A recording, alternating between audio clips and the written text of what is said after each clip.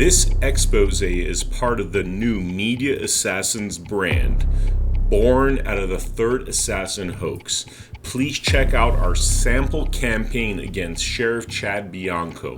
PDF available for download below, with hyperlink to many of the pieces we've created to expose Chad Bianco. All right, guys, welcome to the latest episode of Blood Money. Today we have the one and only Pete Santilli with us. How are you doing, sir? The one and only. I feel honored to receive such. Yeah, you're right. Why would anyone else want to be called Pete Santilli?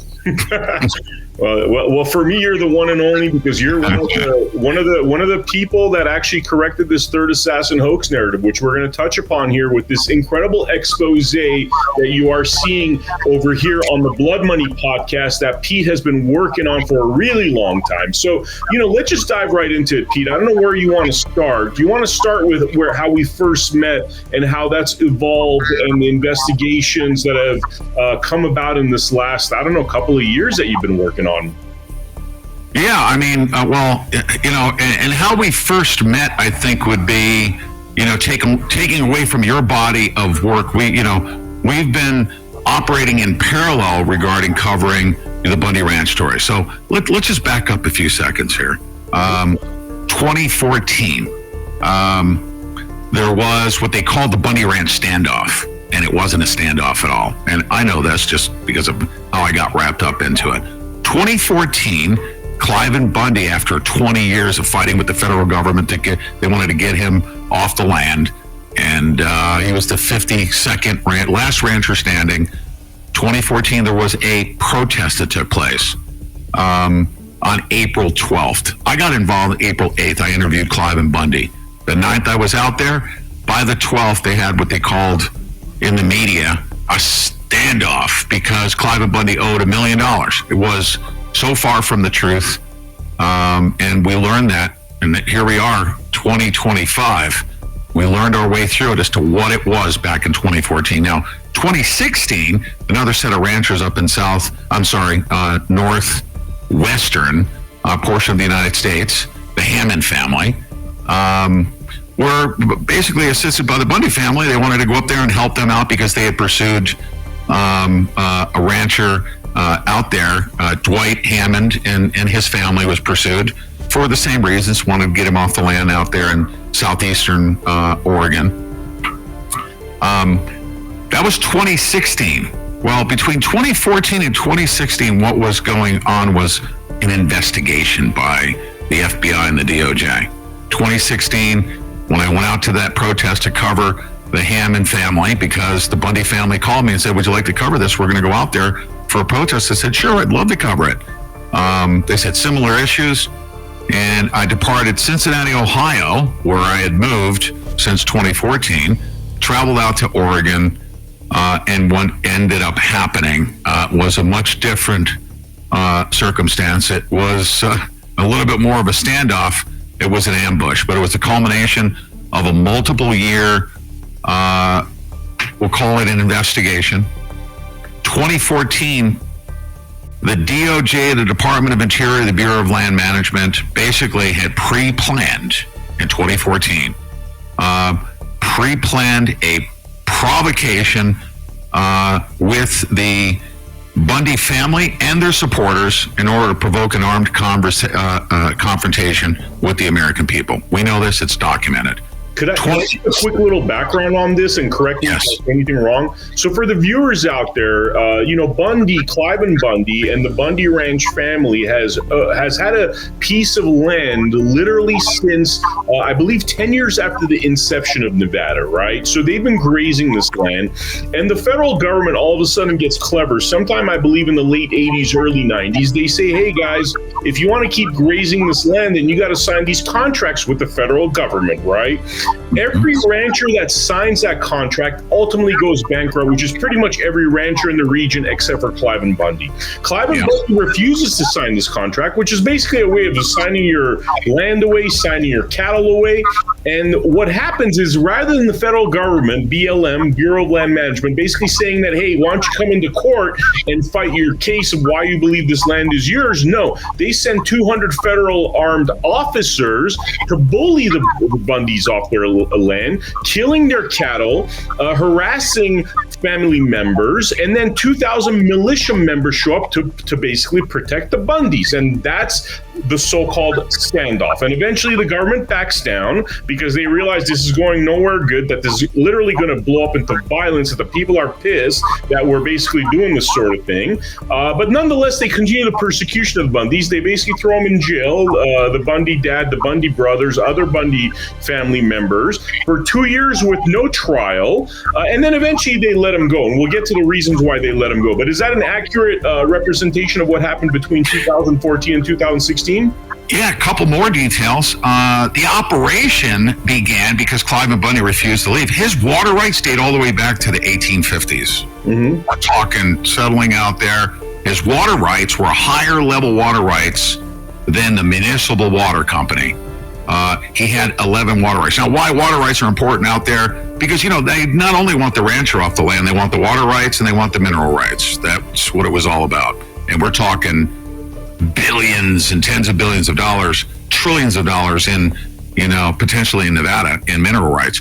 So 1850s, well, the Bureau of Land Management and Department of Interior in the state of Nevada, Nevada controls all the water rights. Well, they actually stole upwards of 7,000 water rights from people, ranchers, and property owners out there over a period of time. Now, Clive Bundy was told back in the 90s, you need to get your cattle off the land because of whatever reason.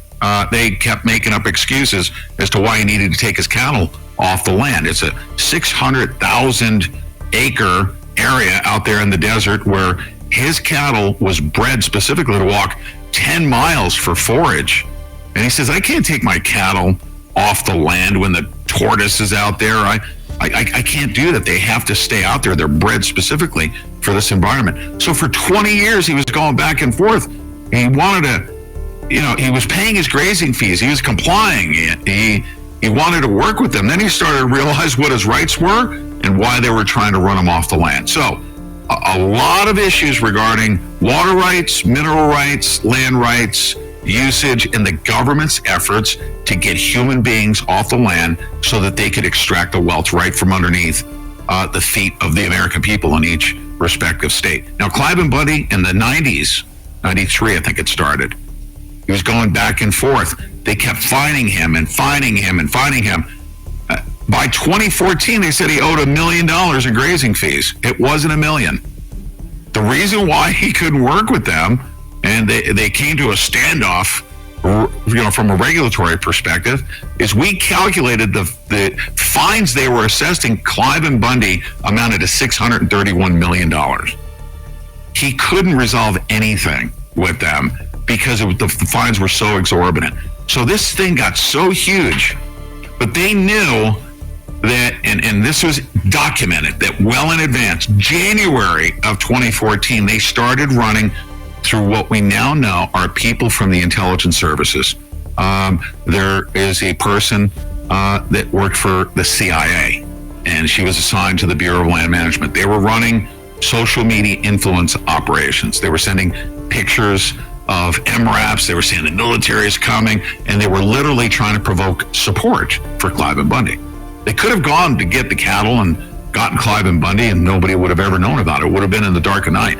But they specifically wanted to lure in all of his supporters. That operation began January of 2014. By April... So hang on. So they're trying to use social media, act like almost like these posts are coming out as if they're pro-Clive Bundy, but really what they're doing is they're trying to set the Bundy family up.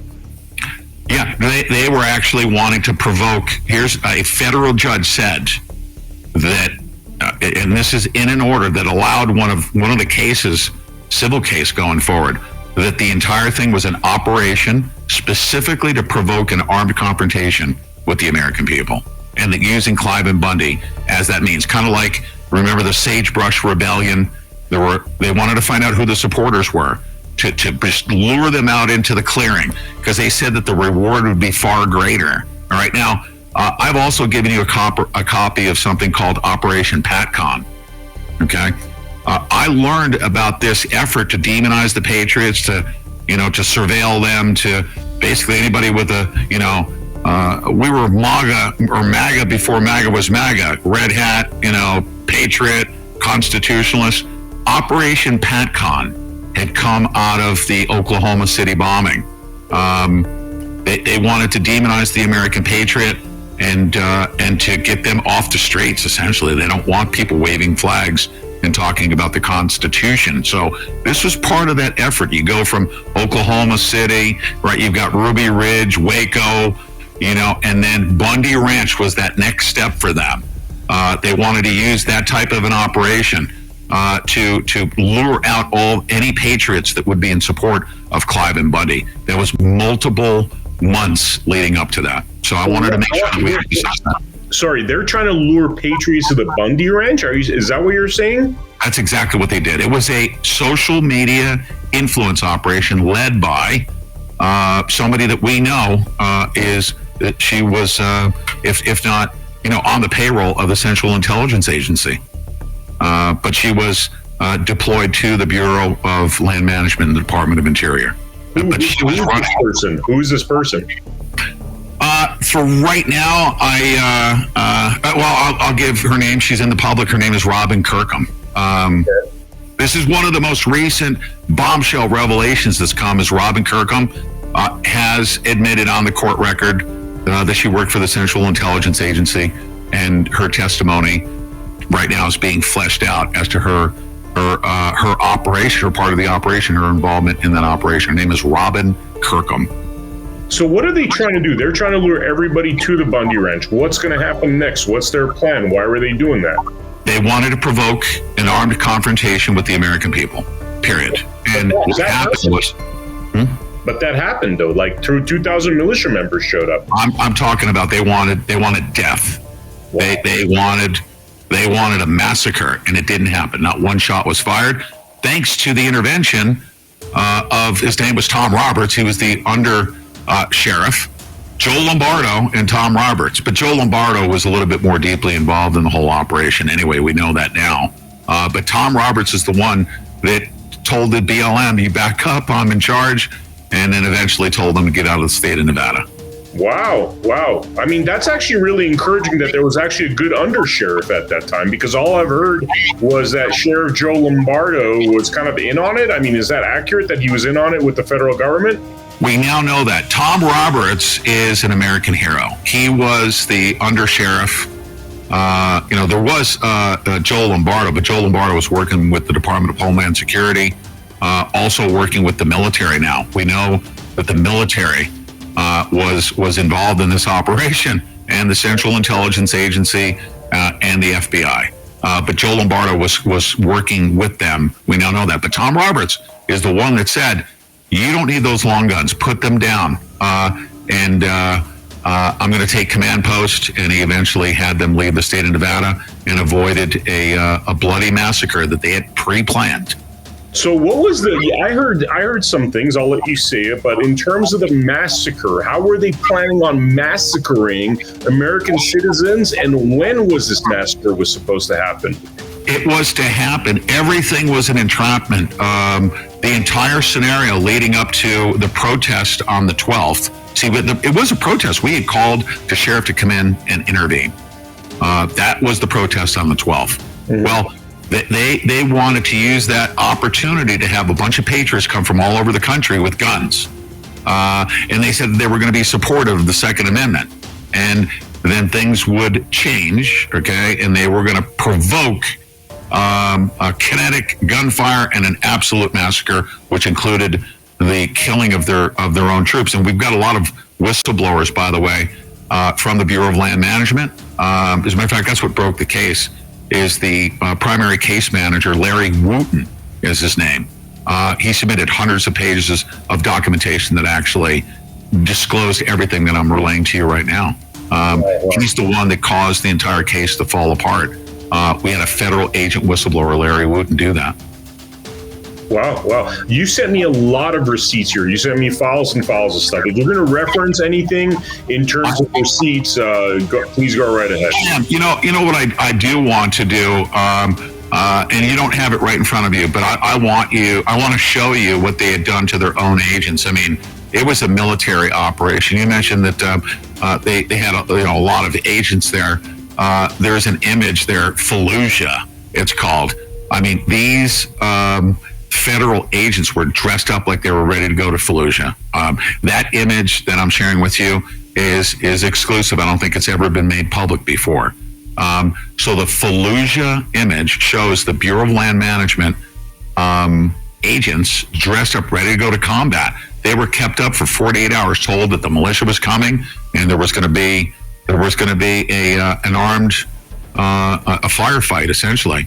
So I want everybody to see that. Now these agents, now that they know that this thing was pre-planned, they've come forward. They know that their lives were put in jeopardy and they were almost sacrificed in this thing that was to take place on April 12th. But it was all for the purposes of, provoking Americans to pull the trigger first. And then they had 70 plus heavily armed Bureau of Land Management, National Park Service, federal agents ready to go. It was going to be one of the biggest massacres you've ever seen. It was all pre-planned by them. So this is the image called Fallujah. Did I pull up the correct one? That's it right there. That picture was taken the night before, after they were sleep deprived for 48 hours, from what we understand. And they were told that the militia was coming, that there was going to be an armed, everything was going to go kinetic.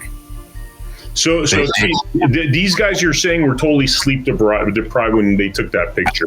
Absolutely. Yeah, so they're doing that intentionally to piss these people off, so then they're on the short fuse, not having slept, or? Yeah, everybody was on razor's edge. God intervened, and the trigger wasn't pulled. Tom Roberts came in at the nick of time. The sheriff intervened, and not one shot was fired, thank God. But they were not only fully prepared for it, they had set this thing up. Daniel P. Love knew what the operation was all about. He was behind it. He was willing to sacrifice all of his troops. He had 70 plus heavily armed federal agents. When they found out about the pre-planning of the operation, they're equally upset. Larry Wooten was the case manager. And as the trial started to unfold, he blew the whistle. And that's what caused, as we fast forward, that's what caused the entire trial to be dismissed, is because Larry Wooten blew the whistle and described almost everything in detail that I've told you up to this point. Now, you had mentioned something about authorized drone strikes. Could you tell us a little bit about that? Yeah, and that's where Joe Lombardo, that information is going to come out as to his cooperation with the Department of Homeland Security, with even the military. The military, the Central Intelligence Agency, was also involved. We had found out, in fact, there is an audio recording that I put in the audio files for you. You can hear the voice. When I pick up the phone and I call Michelle Fiore at the time, who was Nevada State Assemblywoman, in late April of 2014, she had sent me a text that we had received information. His name is Joshua Merritt. He had contacts within the DOD that a drone strike was about to take place at Bundy Ranch. Hello? Please tell me somebody didn't steal your phone and send me that message. This is Pete Santilli. Pete, no, someone did not steal my phone. Hold on 1 second. Mm-hmm. This is Pete Santilli. Okay, hang on. Hold on. Pete? Yeah, who's this? Hi, this is Pete? Yeah. This is Jim White from Northwest Liberty News. I'm here with Stuart Rhodes. How are you? I'm doing okay. I'm very sickened by a message I just received. And us too. Believe me, we're scrambling here. We're into, it's Steve. Is it Steve White? Is that correct? James White. James White. From I'm sorry. From Northwest Liberty News. I'm embedded with Stuart here. Okay. I'm his media guy, and we just received the tip earlier. We vetted it. We had two guys interrogate the man that gave the tip, and for over an hour, and they came out of the interrogation saying that he's credible, he's legit, and we really need to be concerned. This is a source from inside the Department of Defense that gave us the tip, and as I said, we vetted it, and we believe it to be credible. Wow.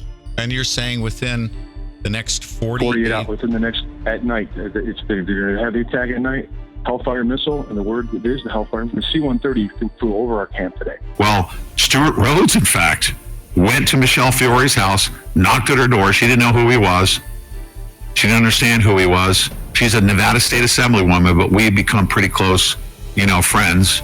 And Michelle Fiore texted me. I called her and I said, please tell me that text was a joke. And you'll hear, if you can play that short little clip.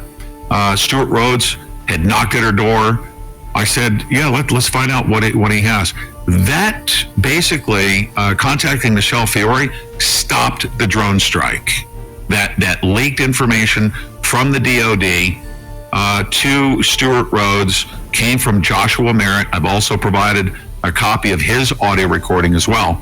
The reason I was trying to get to you, Josh, is this drone strike thing. There's 3 or 4 different stories going around, and my research, it seems to come back that you were involved fairly early on in this. Is that correct? Roger, I'm the one who was given the initial intelligence that I then reported directly to Stuart Rhodes. I telephoned him at 1700 on Friday. I received the intelligence at 1630 on Friday from a gentleman that I work with. So, because he holds a very high clearance because of the fact that he is a nuclear physicist. Well, I can understand and appreciate that both. Can you tell me, as best as you recall, what the exact message he gave you was? Well, when he first called me, the first thing he asked me was, he told me, did I have any contacts who are out at the Bundy Ranch? And I was like, yeah, I can get that information out. And he said he had received a phone call from one of his contacts within DOD that Eric Holder had approved and passed over to the DOD a drone strike for the Bundy area that was supposed to happen. I asked him, I said, well, what's the timetable? And he said 24 to 48 hours, either Friday night or Saturday night. And he continued on and stated that they had already been surveillancing the area, and that the order that had come down was that there was to be no witnesses and no videotape of it to leave the area, that everything was supposed to be scrubbed. Describing what was to happen, we were all called a bunch of conspiracy theorists and conspiracy nuts. Well, Michelle Fiore ended up contacting the governor of the state of Nevada, Sandoval at the time, and stopped the drone strike. What we did find out. Hang on. So at minimum, in this drone strike, had it happened, we would have seen Cliven Bundy, his wife, whoever was there immediately at the ranch would have been murdered, basically. Oh, absolutely. And an armed Predator drone was flown out of, we now know, it's called a POC, a Predator Operation Center, where the DOD is on one side of the trailer and the CIA is on the other side of the trailer. There's yellow line down the middle. They're not supposed to commingle for constitutional reasons. But essentially, the armed Predator drone was flown, was authorized, and I'll tell you who authorized it, was authorized to be used lethally upon the Bundy family and their supporters. Wow. One thing I want to rewind a little bit, tell people a little bit about the history behind this matter. So we made a documentary called Bundy versus Deep State. And one of the things I personally learned, and we talk about in that documentary, is how Harry Reid was so instrumental in what ultimately became the Obama administration, the Biden administration, and their policies. Harry Reid was also the individual that first coined the term domestic terrorist to refer to the Bundy Ranch Standoff, the Bundy family. And then that domestic terrorist term was used on Americans. Like, if you're like, hey, I'm pissed off that the school board is sexualizing my children, you became a domestic terrorist. So the significance of this moment in history is that this is the seed of how our own government went after patriots for basically about 10 years, right? About a decade. Yeah, I do want to say this.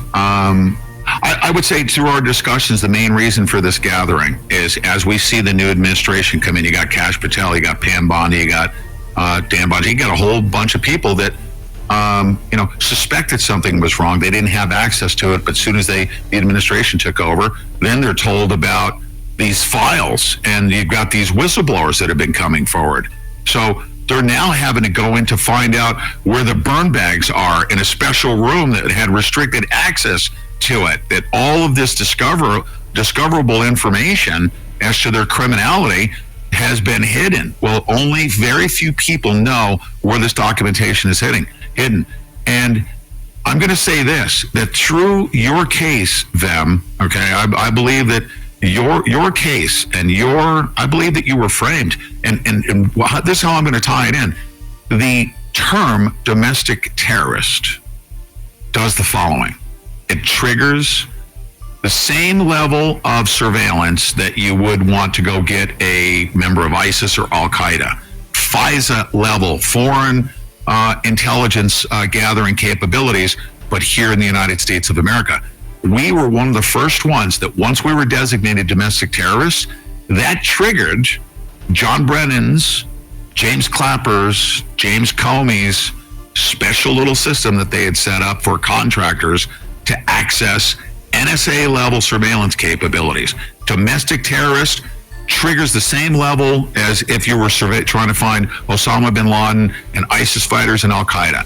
So that's a key statement being made right there. Now, it also takes your legal rights away. That's one thing I want to point out, because the minute you're classified as a terrorist, that's right. Due process is gone. And by the way, this is a technique they've used on family law advocates all around the Western world to shut them up so they wouldn't talk about some of the kidnapping and trafficking of CPS. But anyway, want to mention that.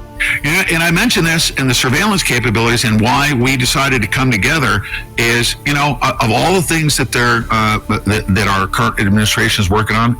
Listen, I don't want to say anything disparaging towards anybody, even if I'm upset about Epstein stuff. Set all that aside. Bottom line is, we have information through our Bundy case leading all the way up to what I believe is your framing and your surveillance. I believe because of your direct involvement in producing a documentary that was critical.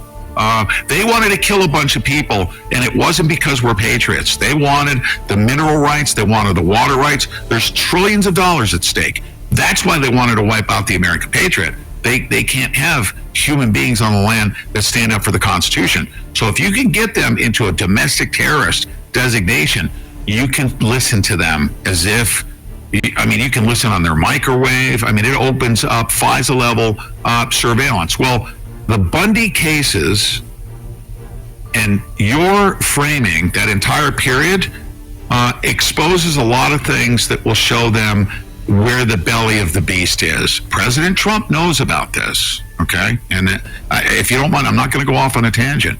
This message is not just for the general public.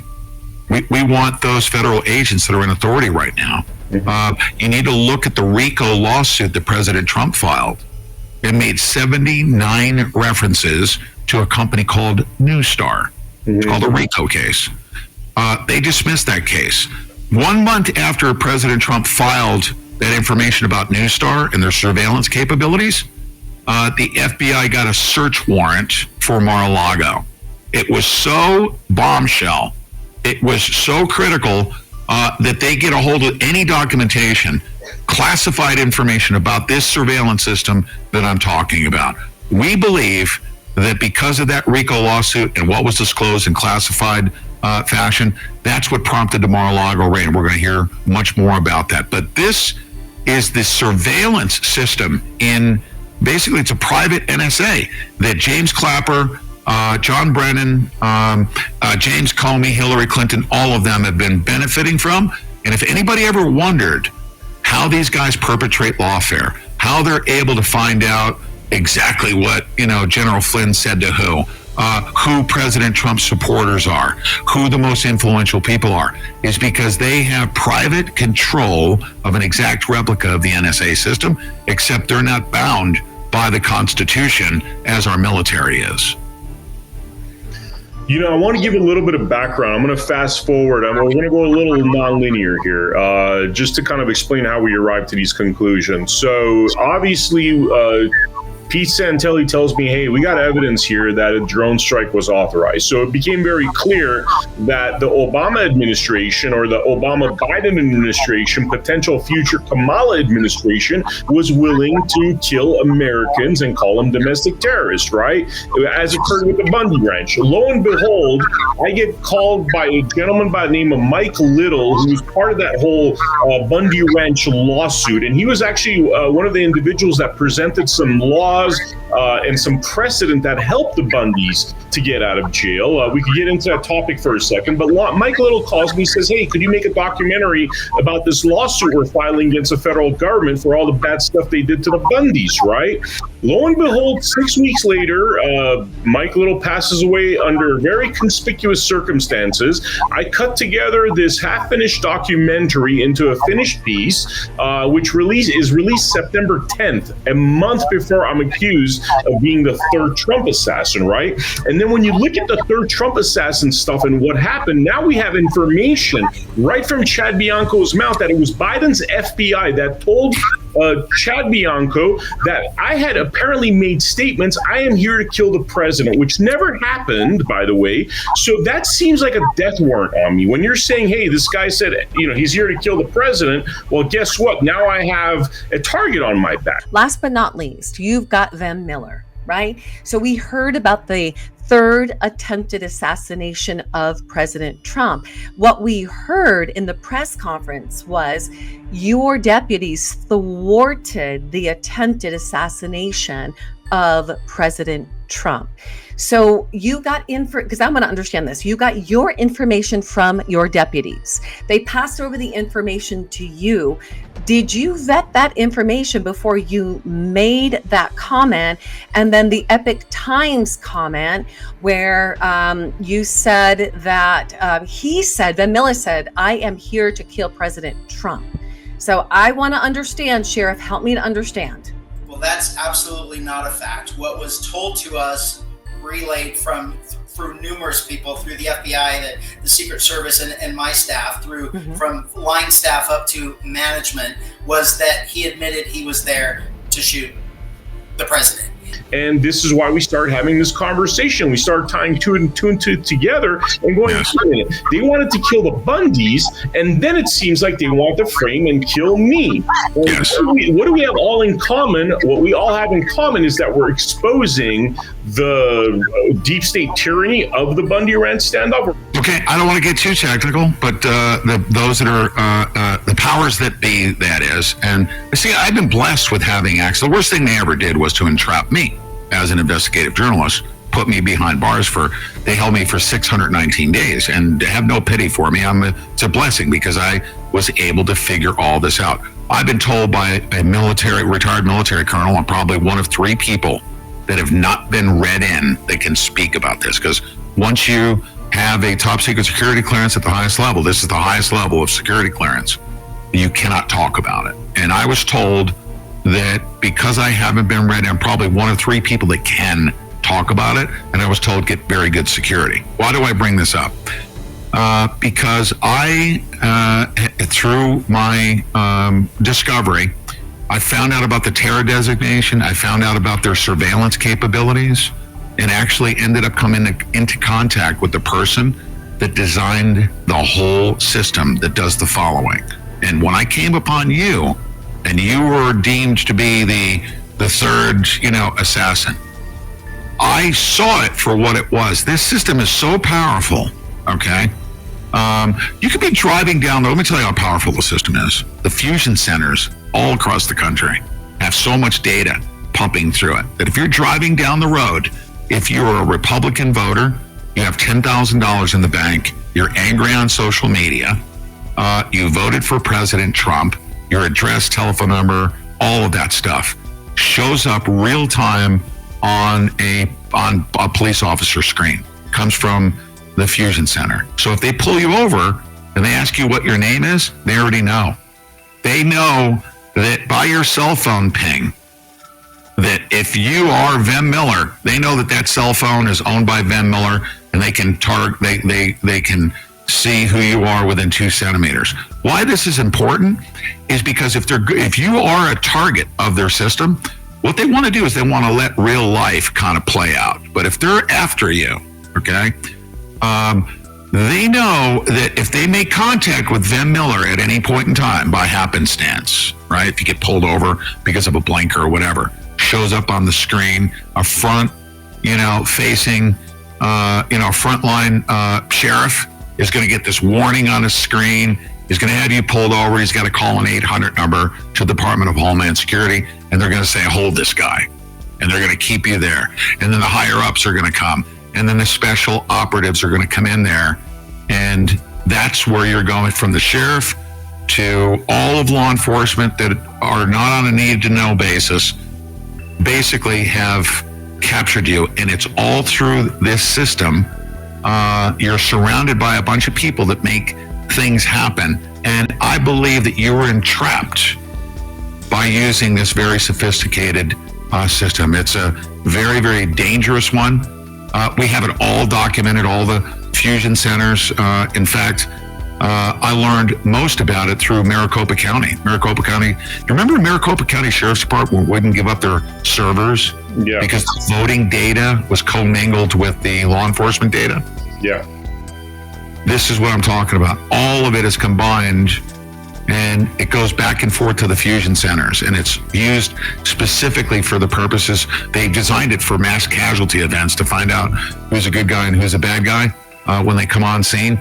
But what they did was they started weaponizing it to target people like you and surveil 30 million of their political opponents. Does that make sense to you? That when I saw, knowing what the system is, and then I heard that they had mischaracterized you as I said, this is a framing. They knew he had guns. By the way, they have gun registration merged into that database. They knew you had guns. They knew you had them in your possession. They registered to you. They had people following you. They just needed to let life circumstances rear its head real time. They've got people monitoring it. And then if you're near President Trump or near a venue with guns, they have probable cause to have you arrested and then make up this scenario. However that story is made up, that's crafted from high above. And this is probably why Chad Bianco has felt so much courage and continue to lie, because until today, he continues to lie. I mean, it sounds like this man has serious backup, the wrong kind of backup, not necessarily patriots, but deep state bad people. Mr. Bianco, just listening to him, and he sounded so confident that he was saving the world by taking Vem Miller off the streets. I said, somebody's in his ear. And whether he's a witting participant in this conspiracy to frame you or not, I would say if he's not, I would strongly encourage him to come forward through proper legal channels, blow the whistle. Whoever told you to say what you said and mischaracterize them. It's not just defamation or libel or any of those things. You were actually possibly an unwitting participant in a operation to frame Vem Miller. Now, why Vem Miller? I know why. I know exactly why. Your work in the Bundy documentary, and the Bundys told me this, resulted in the death of an individual that was exposing some things that could have cost the cabal trillions of dollars. You were working on one of the biggest things. They had to get Clive and Bundy off the land, okay? Because there's billions, tens of billions of dollars in natural resources wealth, water rights within that 600,000 acres. So they came up with this scenario that Clive Bundy's an old coot. It was all manufactured. They wanted the mineral rights. So why would they go after Vem Miller? You're exposing something that could cost them trillions of dollars in your documentary. They ended up, I believe, killing the main subject of your documentary. So is it possible that they can target you to get you off the streets? Absolutely. I believe you were framed. But what happened there? I mean, they tried, obviously. They arrested me. Obviously, Chad Bianco threw all the accusations, all false. What happened there that just didn't play out the way they wanted it to? Because we pushed back extremely heavily, because I think you recall, I saw it for what it was. I heard Alex Jones. They used social media influence operations to help push the the third assassin narrative. And Alex Jones may have been an unwitting participant, and he put out something completely false. Well, I sent Alex Jones a message and said, "You're way off, dude. That is not Vem Miller. He's not an assassin. He's one of us, and you need to talk to him." And by you going on Alex Jones, coming on my show, and us pushing back, it literally put a lid on how that story was to evolve in that framing. If you didn't have that exposure, you would have been gone in the dark at night. Yeah. Kudos to my amazing friends. I can't, like you, Mindy Robinson, Noel Fritch. There's dozens of individuals that really stood up and told the truth. Really saved my butt. Tell me a little bit more, man. So they had, obviously they threw Cliven in jail, no due process, threw his sons in jail. They were in jail for 2 years. And then from what I understand, Mike Little, the guy that unfortunately died during the making of Bundy versus Deep State, he was the one that actually gave them the information that was necessary for them to get out of prison after those 2 years. Can you tell us a little bit about that?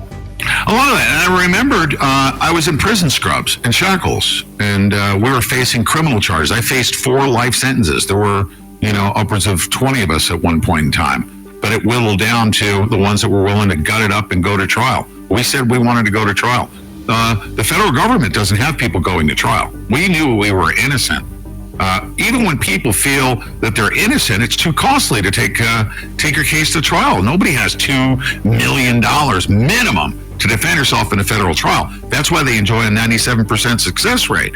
We said, you guys are the criminals. We did absolutely nothing wrong. And it wasn't a standoff. It was a protest. They said, you're anti-law enforcement. We're like, no, we're not. Our protest was about getting the sheriff to intervene and to tell you your federal authority doesn't apply here in the state of Nevada. So we're the opposite of what you were trying to characterize us as. It was all false characterization. We knew that what they were doing was absolutely wrong. The sheriff intervened, and thankfully nobody died in 2014. But in 2016, Robert Lavoie Finicum was actually ambushed and murdered, and the FBI covered that up. So I'm saying that the Bundy family, us godly patriots, and I learned how to become a better Christian man through the whole process, and prayer works. I'm telling you, because I'm here. I'm present right now as a result of prayer and God's miracles, because I faced 4 life sentences, and we ended up pressing all the way through to trial and exposing everything that I'm telling you about, and then some. Not only that, major whistleblowers on the inside, federal agents, Larry Wooten in particular, FBI agents were testifying on the stand in our favor. We had a whistleblower that designed the surveillance system that the FBI and the CIA use, and it's in Fort Washington, Maryland, abused in Fort Washington, Maryland, that the Obama administration was using their little private NSA system that my whistleblower built. How did I come into contact with this guy? Because his attorney just so happened to be one of Cliven Bundy's attorneys. It's amazing. It's amazing the miracles that happen. I'm smiling. I'm smiling because how could that have ever happened? And Vem, I need to make this point, and especially federal agents out there that may be listening, or somebody in authority in the administration. This is not happenstance. Okay.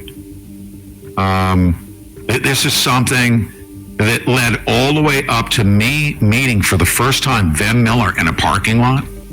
I'm with the Bundys, and it just so happens that Vem Miller wants to come in and start taking pictures and listening in. I'm like, who are you? I'm making a documentary film. And I said, oh, I know what documentary filmmakers are. They're actually FBI. And that's what ended up happening. Longbow Productions. So when you said documentary, I said, no, please step aside. Well, you were not FBI. You were not a documentary filmmaker, being run by, Longbow Productions. But I'll tell you what, we were surrounded by, upwards of 20 FBI agents in that parking lot. Mm-hmm. That day, we were being surveilled and surrounded. We found that out how? Through Michelle Fiore's political persecution through her trials and her discovery that day for that press conference that place was surrounded by FBI agents. We were both being surveilled by the same exact system we're talking about today. Yeah. And I remember you being definitely the elder statesman, a lot more experience. I mean, I was kind of clueless. And afterwards, you pulled me aside and you're like, look, I verified you. It seems like you're all right, but you might not be aware, but you're surrounded by federal agents, which that since then I've had my eyes a lot more open. But you actually spotted it that day before we got confirmation. And you know, it's not. I'm not of the wiser or smarter. The worst thing they ever did was to take an investigative journalist and put me behind bars with all the discovery. And basically, we just read everything. We prepared for trial, and we tried to do the right thing and expose the real criminals. And the federal agents started agreeing with us. The marshals were apologizing to us. They were sitting in the courtroom. They said, you know what? You guys are great patriots, and we're so sorry that, our government is doing this to you. So this is going to continue. It's going to get bigger and bigger. That's why we're putting this message out right now. I'm going to throw back to you, and I'm going to have you guide us back through. That's the best introduction that I can give, because there's stuff, Vem, that you didn't even know about that I just relayed to you about this set of circumstances. When I say you were framed, I'm 99.99999% sure that you were framed. I'm 100% certain that you were surveilled by the FBI that day, and I was there with you, and we verified it through Michelle Fiore's discovery. And it's because I was hanging out with the Bundys and doing... Oh, yes. They killed your Mike Little. They killed him. They do not want... They thought they could get rid of that case. Thankfully, Ryan Bundy is still on that case, and we're going to proceed forward. This is the very, very beginning of bringing this cabal down. This discussion right here, this information needs to go to the people that are within the administration as if you didn't know what room the burn bags are in, where the bodies are buried. We have all of it. It's been over 10 years we've been doing this investigation, and we're looking to sit down and cooperate with the Department of Justice and all federal investigators. And, we talked about this, we had a conversation prior to this podcast where essentially the goal here is, I'm in a situation right now where I could depose people. I could help the federal government. Like, if the goal of the federal government is to take down these bad individuals that steal our land, that criminalize patriots, well, this is the intent of this podcast. Initially, I was a little bit peeved because honestly, man, it's been 10 months and I would love for somebody to come out of, out of the federal government, like a Cash Patel, and say, this is nonsense and work with us. But we are putting our hand out right now saying we have the power to depose a lot of the people that are doing these bad things because of my case, because frankly of my parents' case and what happened to them. And we are here to help out anybody that wants our help. That is a message. I need to pause the video here to fill in some more information that's very relevant to this matter. So in the case of the third assassin hoax, for those paying attention, for those that have seen our website, the Third Assassin documentary preview, what happened on October 12 and 13 of the year 2024 was that the Secret Service officially said that I am no threat. But then Chad Bianco goes and he still has his press conference. I am glad that we're not talking about this after we shot him. If you're asking me right now, I probably did have deputies that prevented the third assassination attempt. He was a lunatic. It's people trying to do harm, and thank God we prevented it. And we know that we prevented something bad from happening, and it's irrelevant what that bad was going to be. I truly do believe that we prevented another assassination attempt. And then somehow the LVMPD is authorized to carry out a fake welfare check on my parents' home where they think I live. They're armed with incorrect information, meaning I still have guns, even though the Riverside Sheriff's Department knows that they have my guns. And I am still a potential assassin, even though 36 hours before, the Secret Service and the FBI released a joint statement to say that I wasn't a threat. And on top of it, Sheriff McMahill, the sheriff of the Las Vegas Metropolitan Police Department, has already made a written statement saying that he did not authorize this and that he would investigate this matter. And then this all went into a black hole. Because what's clear is that somehow the LVMPD was unlawfully authorized by rogue powers to go to my parents' home armed with false information, ready to knock the door down. And what happens then if I was there?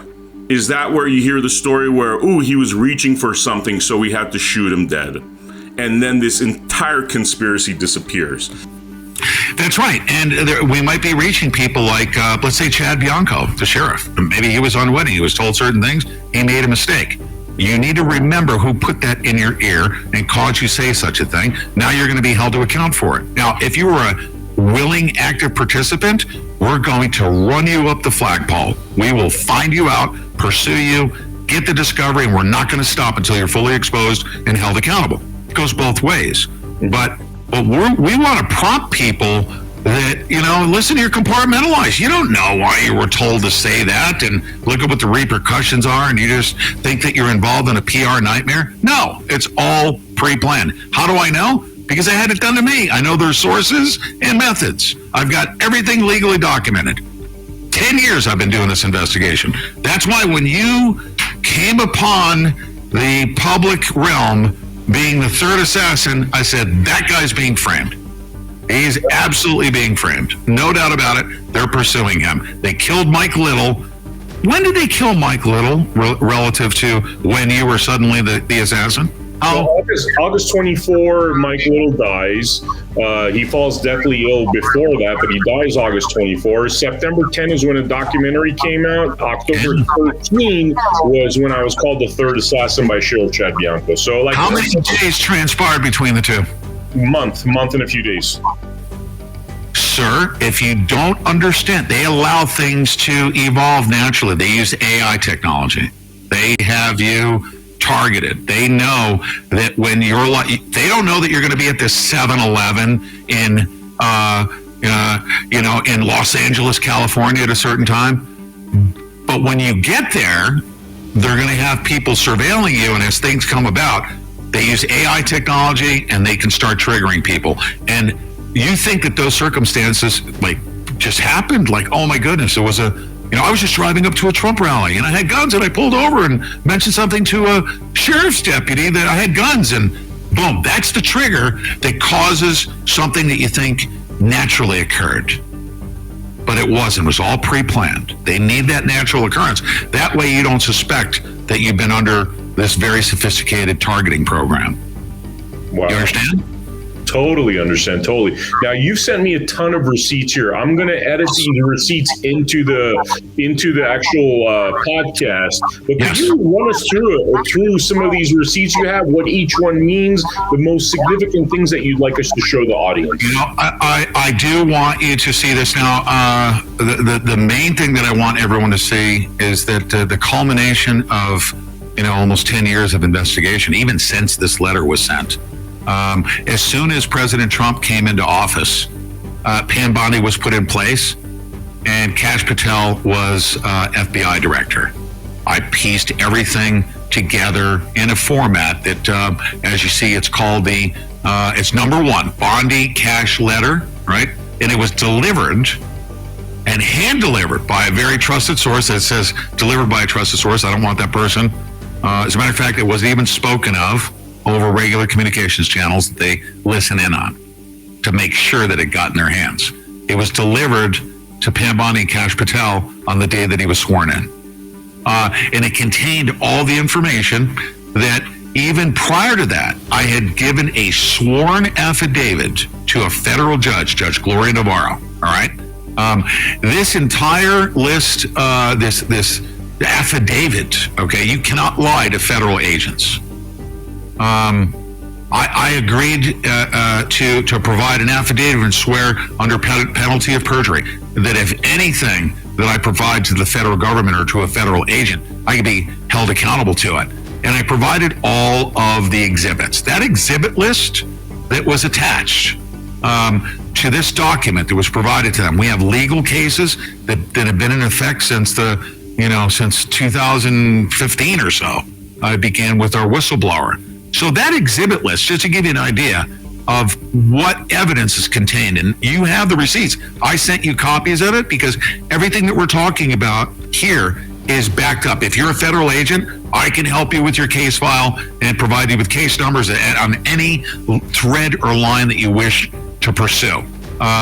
The exhibit page at the end kind of like takes you through the entire evolution. But Fort Washington, Maryland, attachment A. All right. Just to give you an example, as the attachments come down through here. I go from Fort Washington, Maryland, and I go right to the Baker transcript. You probably saw that, Vem, and said, what do I need to know about the Baker transcript? Do you know who James Baker is? Of course I do, yeah. Okay. James Baker was a senior counsel for the FBI. A whistleblower that we're talking about provided evidence of everything, including the video of the armed predator drone strike on Bundy Ranch. On 47 hard drives, okay, as a whistleblower. It was delivered to a special set of FBI agents that had SAP level clearance, right? That's special access programs. That's no compartmentalization. That's the highest level. The President of the United States has SAP. So he had to deliver these 47 hard drives. There was actually 53. But mid-flight, the ones that showed the surveillance of Israeli intelligence by the Obama administration, those were taken out, okay? So 47 ended up, by the time the flight ended, and Attorney Larry Klayman, as well as the whistleblower, went into the skiff, provided testimony. Larry Klayman was given SAP level clearance for 2 hours, and those discs were turned over. On the in one of the Senate, the Russia collusion and one of those testimonies where Baker was called in, he admitted to hearing the name Larry Klayman and the claims of the whistleblower, and that's confirmed there in the Baker transcripts. So we're talking about the highest levels of our government. So I open up, I show you Fort Washington, Maryland in that attachment, the Baker transcript, which means the attorney for the FBI acknowledged that a whistleblower had come forward, right? Then the government acknowledged on the open record that the 47 hard drives were taken in by the whistleblower, claiming that 30 million Americans were spied upon by the Obama administration. It involved data regarding voter fraud. It involved data regarding predator drone surveillance. It involved techniques for how they track, trace, and frame people like you on those 47 hard drives. And the government acknowledged receipt of it and storage within the Office of the Inspector General's storage locker. The OIG has everything that I'm talking about right now in their possession, and the government acknowledged that. And that's D, attachment D. I'm bringing this up, folks, if you're just a regular listener and you're an average citizen, you're like, why am I hearing all these details? I want you to remember something. Somebody told Kash Patel what room to go in to find the burn bags, okay? It's kept off the record. There is no such thing as an inventory of XYZ and where the evidence is located. Nobody's going to go back to a 2016 transcript to see the acknowledgement that the information was received. We're coming out right now to say that every allegation that I've made and probable cause to show that Vem Miller was framed, right? That this is the opportunity for us to say once and for all, go find the evidence at the Office of Inspector General's evidence storage locker. You never even knew it was there. You didn't know about the documents in the burn bag, but we're here to tell you that it's time to expose this whole thing. This involves corporate espionage on an international level. This involves, and President Trump exposed it, News Star. 79 references to it in President Trump's RICO lawsuit, that this surveillance system they were spying on other countries They were spying on corporations. They're doing insider trading. They're stealing money. And it's all happening in Fort Washington, Maryland. And it's being run by John Brennan, James Clapper, James Comey, and Hillary Clinton. And they also use very special techniques for communicating among each other. If you ever wondered how they're able to all get on the same page at the same time, and they're all operating in unison. President Trump says that all the time, doesn't he? He says Democrats stick together. They get their operational orders on the servers that are located in Fort Washington, Maryland. And it just so happens to be child porn servers that the FBI has been using, and they got caught doing this. And the FBI's child porn servers that they operate for the purposes, they say for investigating child porn, no.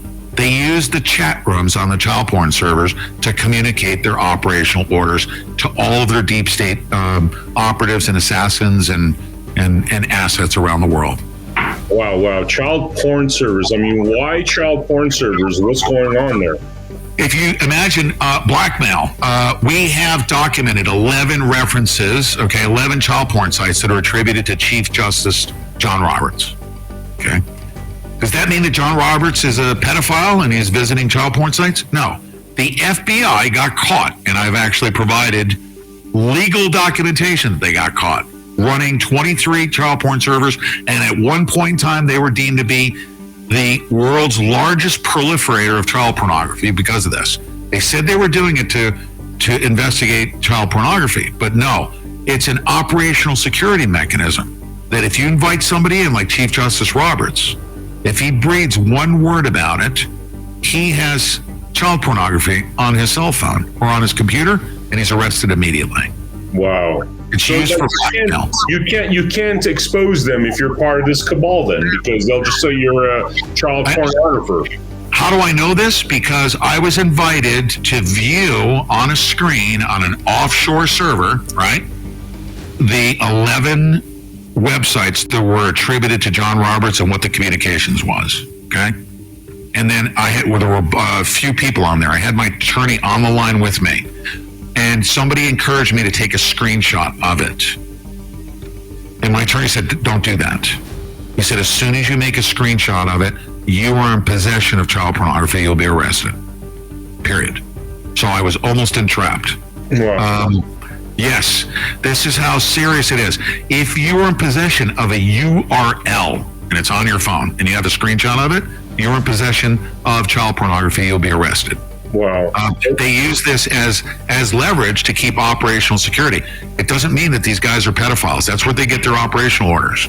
Now, how do we know what messaging goes out through the FBI or the Secret Service all the way down to the frontline level when you're pulled off to the side of the road by a sheriff? It happens almost real time through these chat rooms. What was told to us relayed through numerous people, through the FBI, the Secret Service, and my staff, from line staff up to management, was that he admitted he was there to shoot the president. The whistleblower that submitted his affidavit that described the whole system is attachment Y, the Montgomery Declaration, it's called. He designed the system, by the way. This whistleblower did. He's given testimony, and guess what? I can't publish the transcript of his testimony and can't see it. You want to know why? Because it's been protected by a state secrets privilege by John Negroponte, and I've actually included that as well. We cannot publish this information as to their exact sources and methods because a lot of these things are used to go get bad guys. Mm-hmm. We have to strip out, okay? And it's a legal maneuver in the state of Nevada we've been working through for 10 years. We have to declassify crimes against the American people and the United States of America, but we can't disclose our sources and methods for how we communicate operational orders to our assets overseas. Do you understand? Mm-hmm. So this can't be disclosed, but all of the evidence is in possession of the OIG.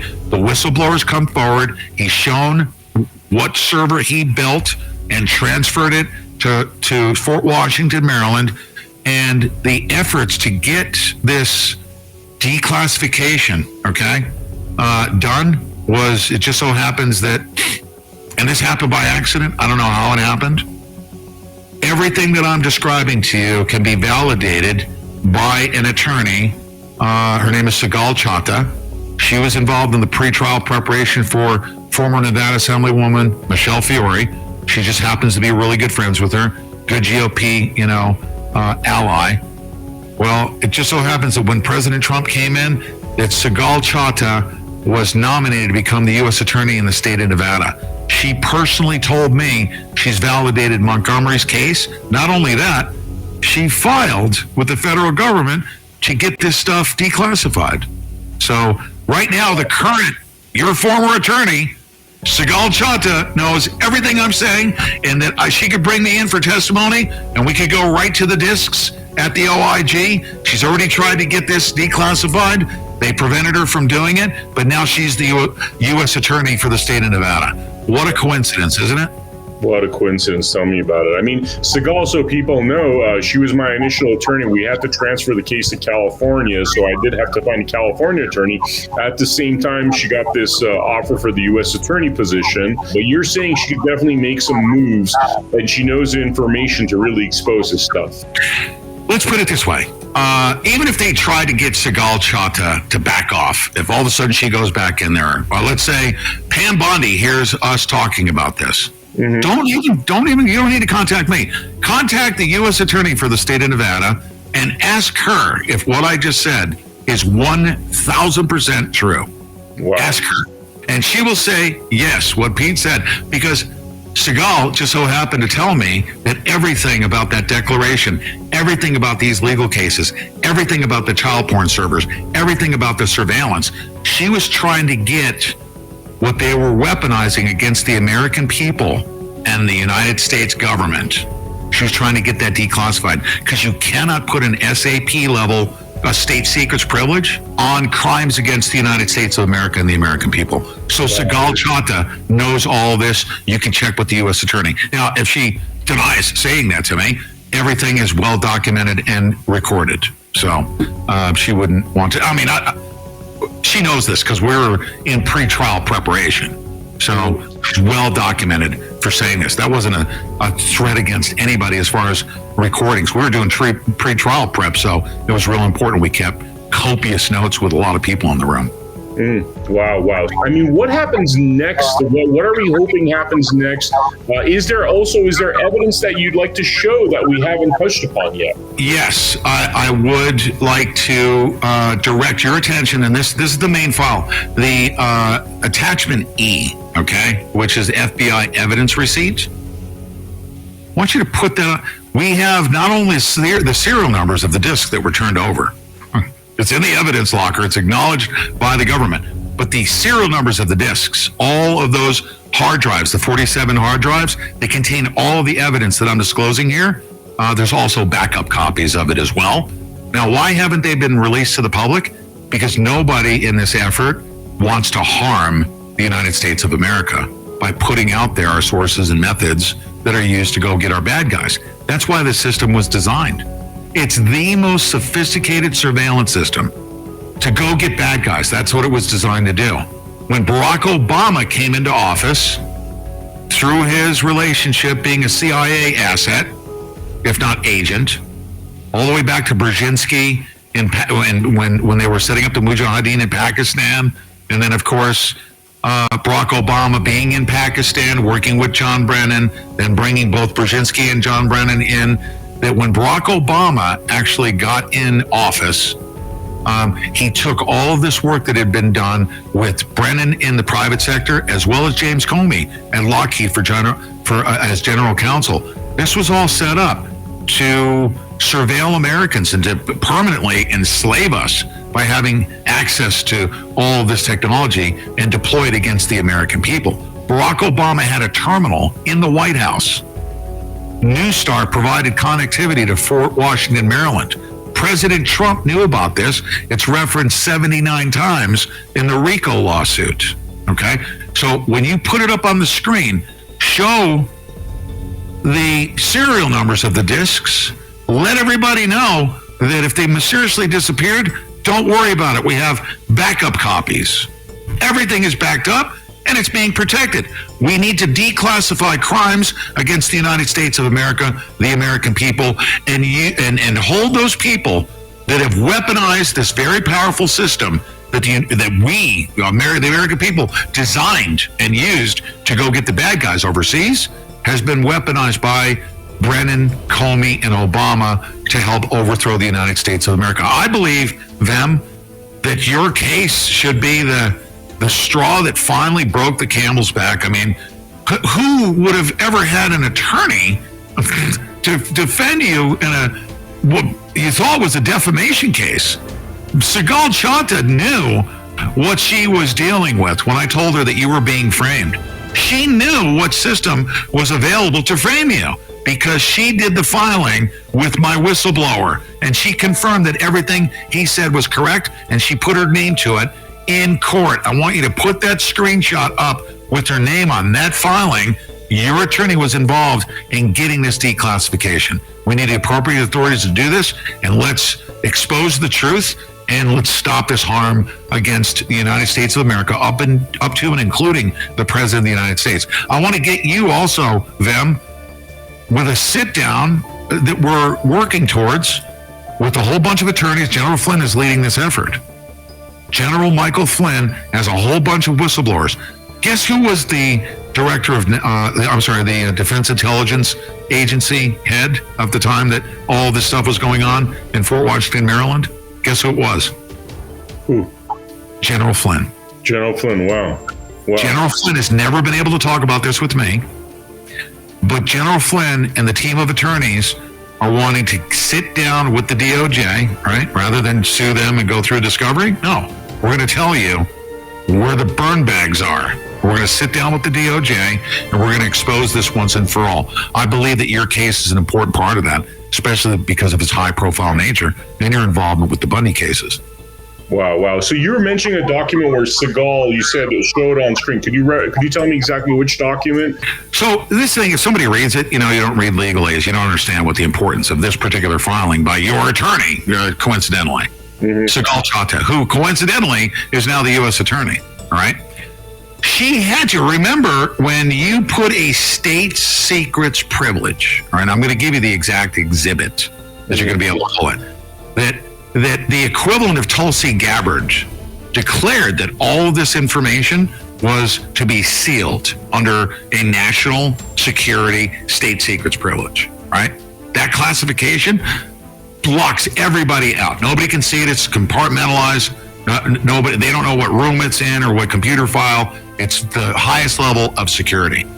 You cannot put a state secrets privilege on anything that is crimes against the United States of America or the American people. Any criminal acts you cannot classify. Is that understood? Yes, I do. Yep. So Sigal's efforts were because we could have released everything. We could have released all the copies of the 47 hard drives. You know what that would have done? It would have exposed everything, including surveillance of the intelligence services worldwide that we benefit from. We listen to everything. We have the most sophisticated surveillance system on planet Earth, and it would give away all of our sources and methods to our bad guys, and we do not want to do that. But legally, we had to extract what we know is illegal activity. Obama accessing the terminal, with the terminal in the White House, targeting 30 million Americans, and James Baker confirming that this was about crimes against the United States of America. Sigal did this filing, and it was called a motion to restrict application of the state secrets privilege, the protective order, and the classified information non-disclosure agreement. Understood?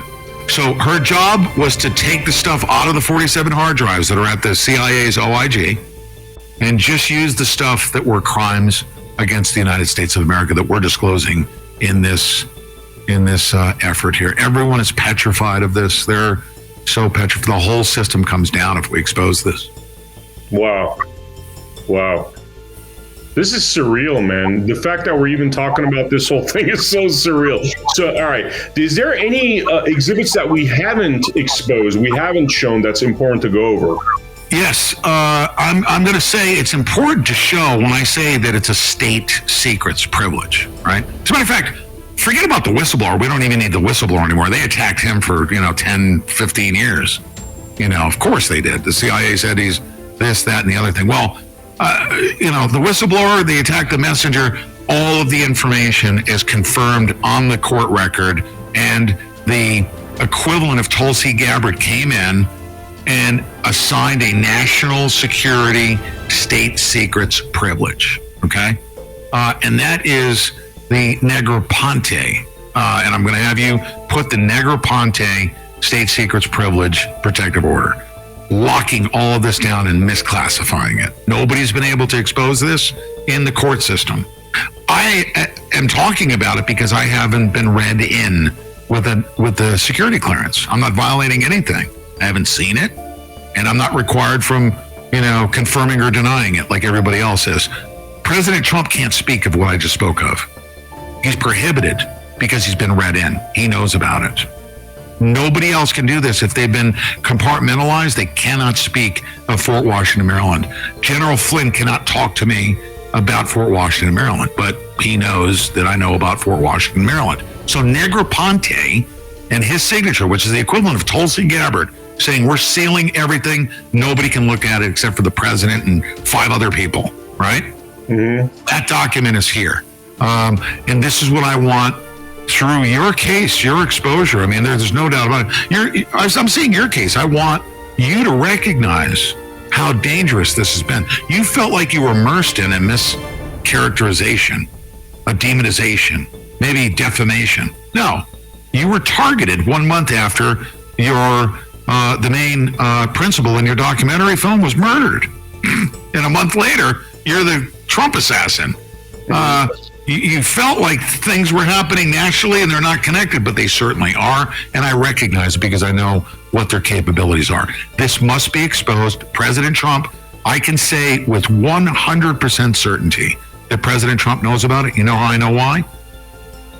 How?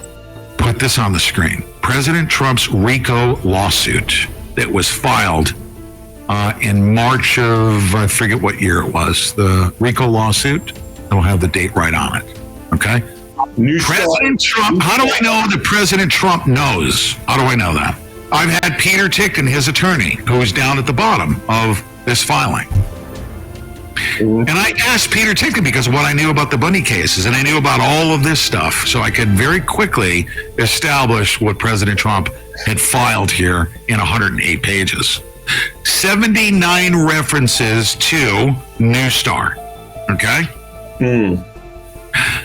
Everything contained in there relative to New Star is classified information that had to be relayed from President Trump to his attorneys, right? In order for him to defend himself in this RICO case.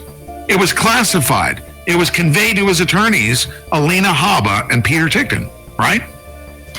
1 month after Peter Tickton did this filing, the FBI sought a search warrant of Mar-a-Lago.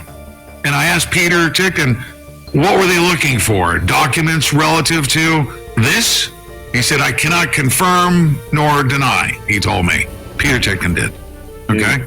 Nobody can talk about it. But President Trump knows everything we just discussed in this thing. He knows this. And everybody needs to know that both you and I will sit down with what we know about each of our independent cases and testify truthfully under oath. And I have all the documentation to back up my theories are actually factualized. And we have whistleblowers. So let me ask you, we're going to show all these images on screen as you're talking about it. Now, is this material that we have, the evidence that we have that we'll show as a part of this podcast, is that available for people to download? Could we put a zip file out there for people to download all this stuff and see for themselves?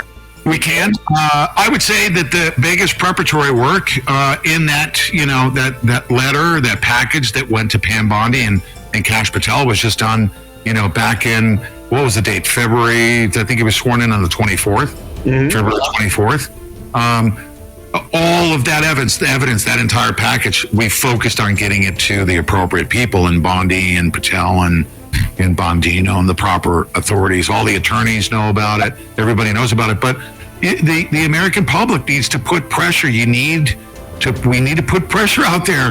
And it's just like, we know, Kash Patel, where some burn bags are located and in which room, okay, which trash can. And that's what we're doing through this thing. So we're going to need public support, just like with the Epstein stuff, right?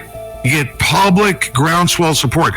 Who is out there right now, if you're concerned with relative to the Epstein cases about abuse of our children, who is concerned, ladies and gentlemen, about our deep state using child porn servers, the FBI running them running them in Fort Washington, Maryland, and child porn servers being used to communicate operational orders worldwide?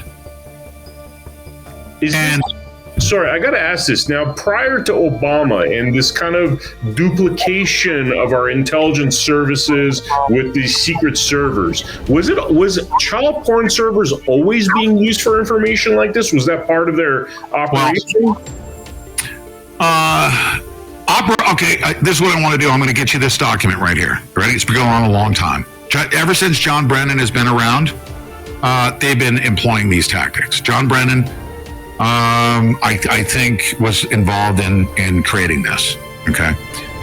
You can look up Operation Flicker. Have you ever heard of Operation Flicker? I have not, no. All right. Operation Flicker. It was published because 5,000 Pentagon employees were found to have child pornography on their computers at the Pentagon.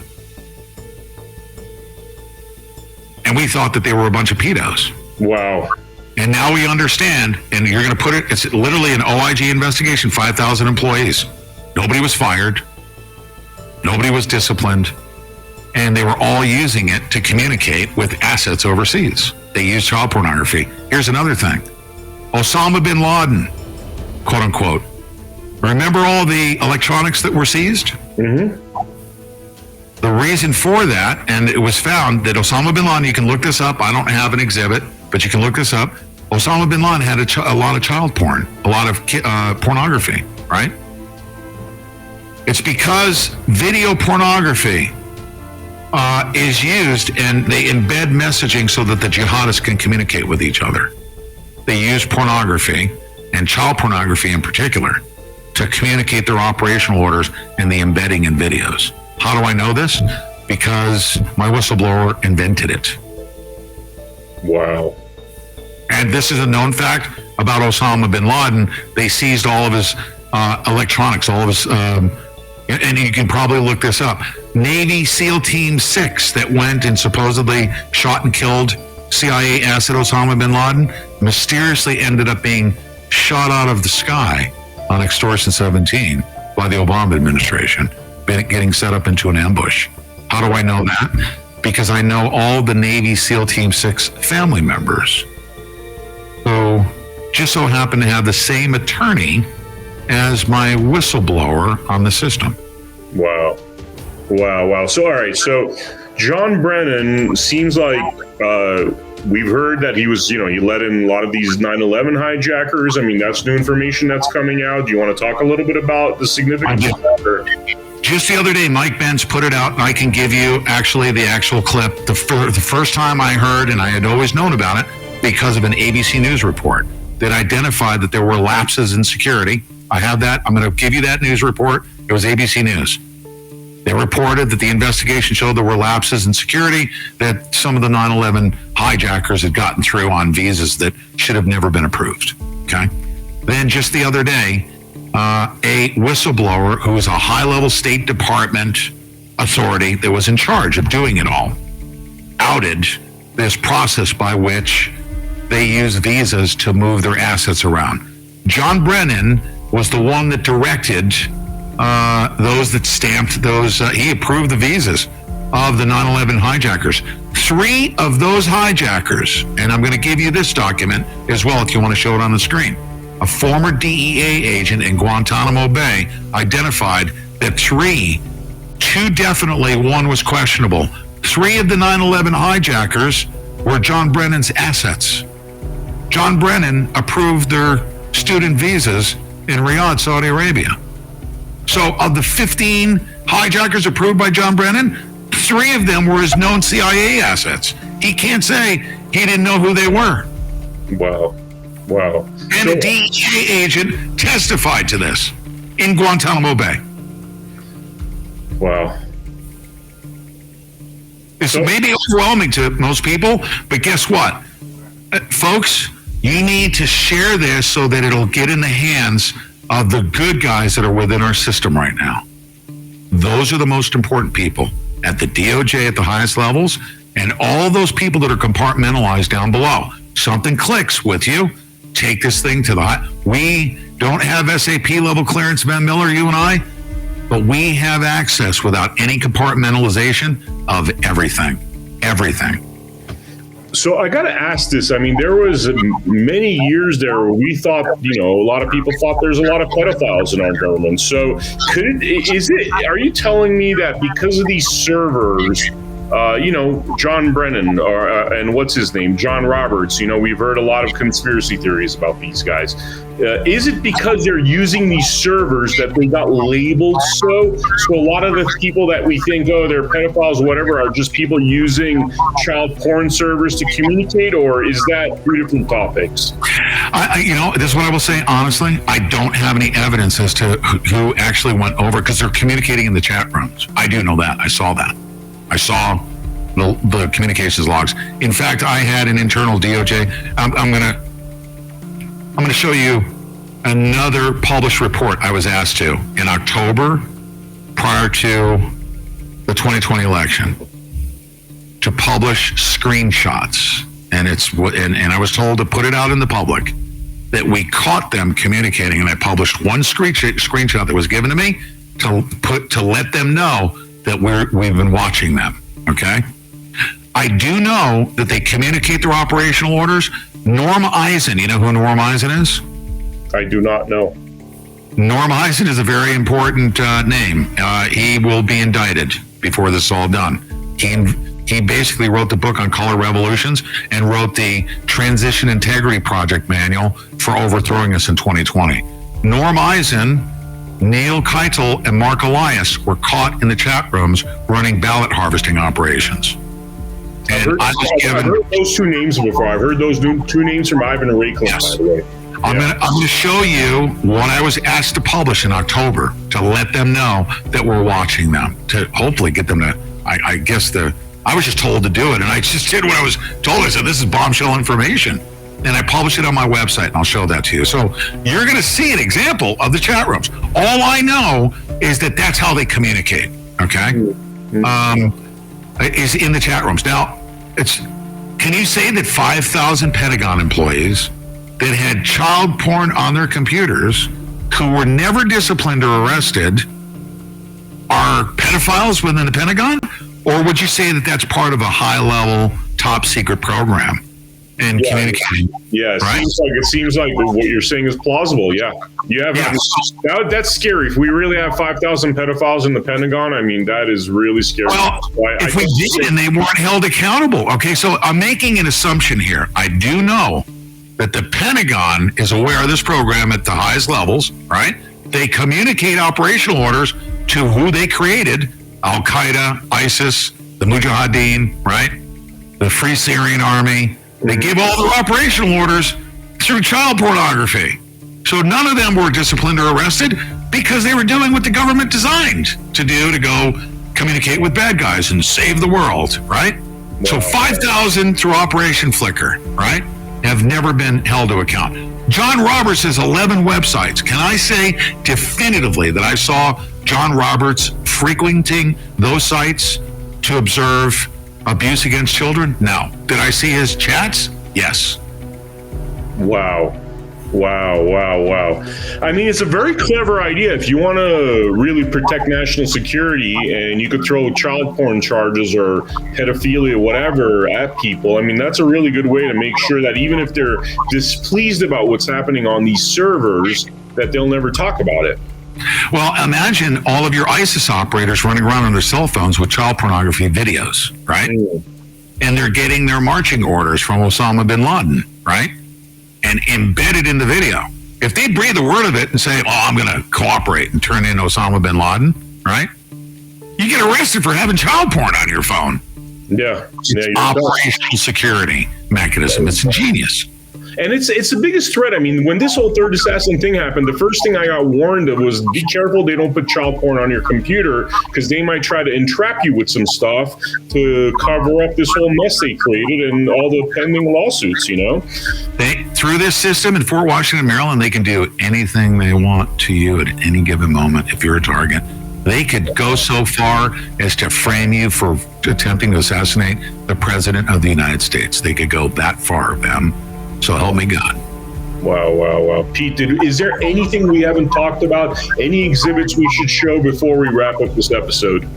I will say this is so well documented. I've never really said this to the point to where I'm about to say it. It was such a blessing to be one of their targets, because if I hadn't been a target of this system, I would have never been arrested. I would have never met Cliven Bundy. And I'm so glad that I was blessed to be a target.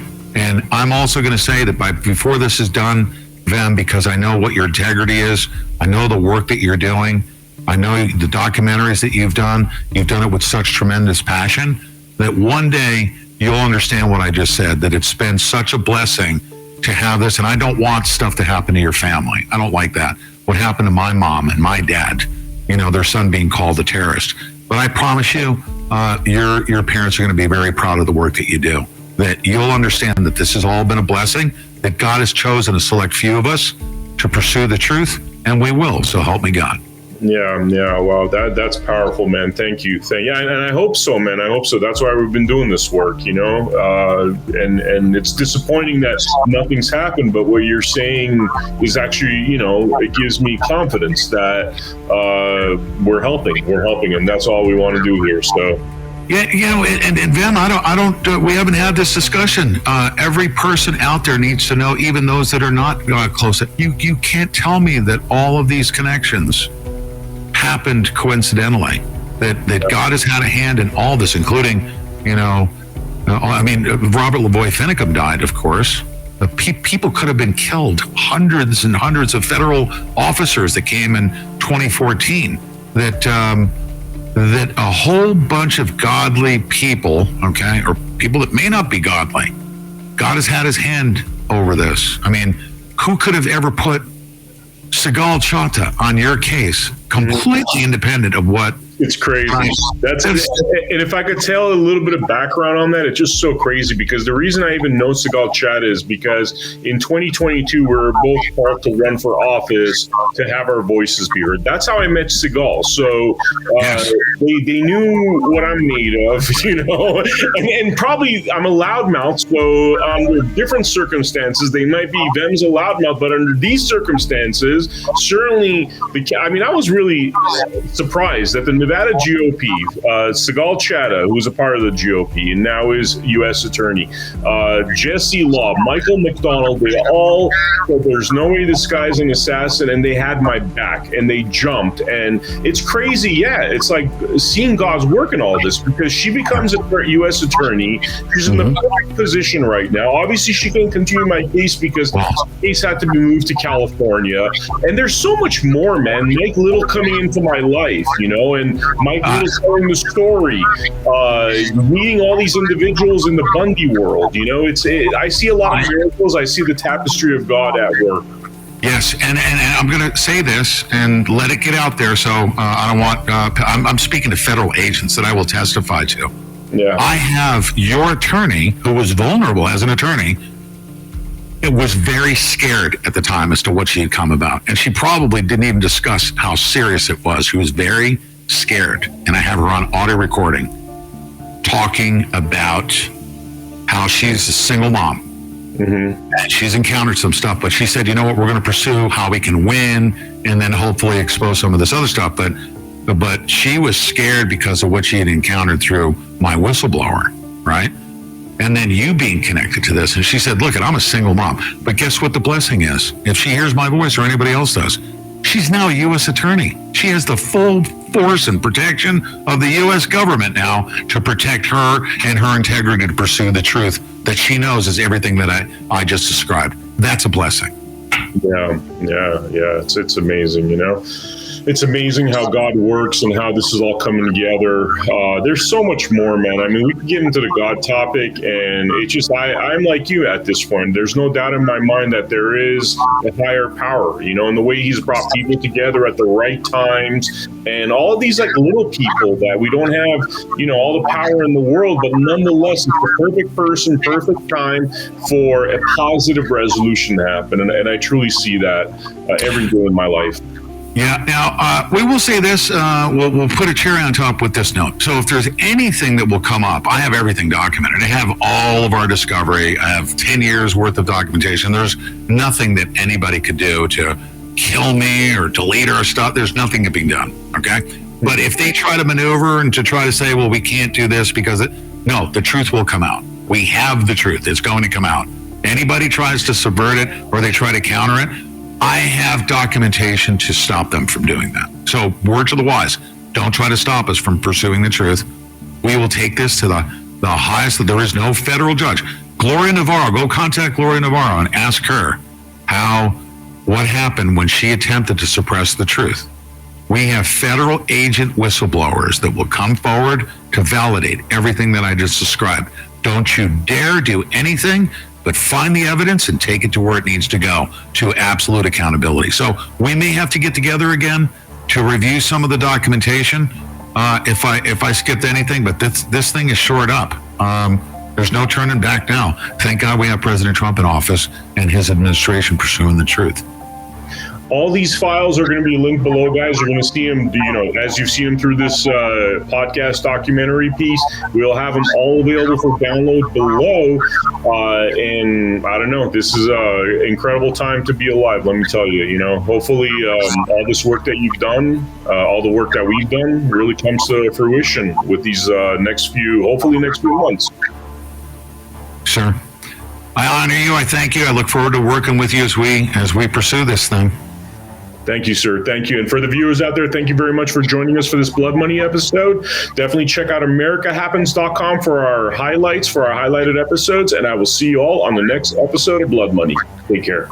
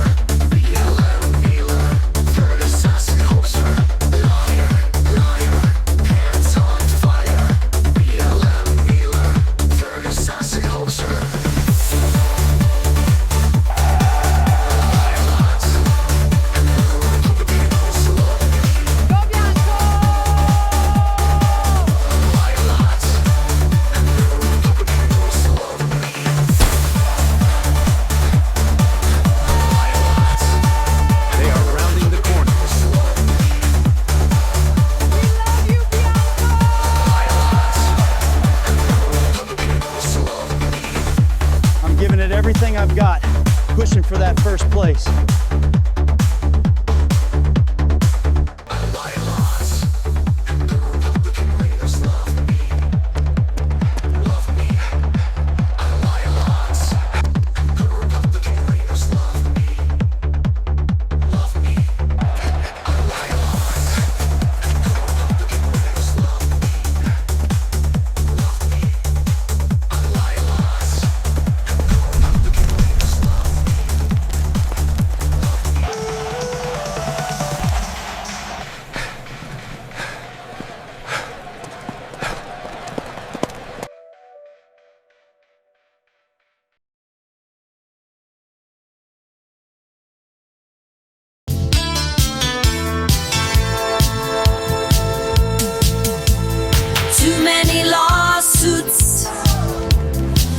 little time. Too many love aside, and it's so much fun. Too Too many lawsuits, too little time, too many love aside, and it's so much fun. Too many lawsuits, too little time, too many love aside, and it's so much fun. Too many lawsuits on the taxpayer's dime, on the taxpayer's dime.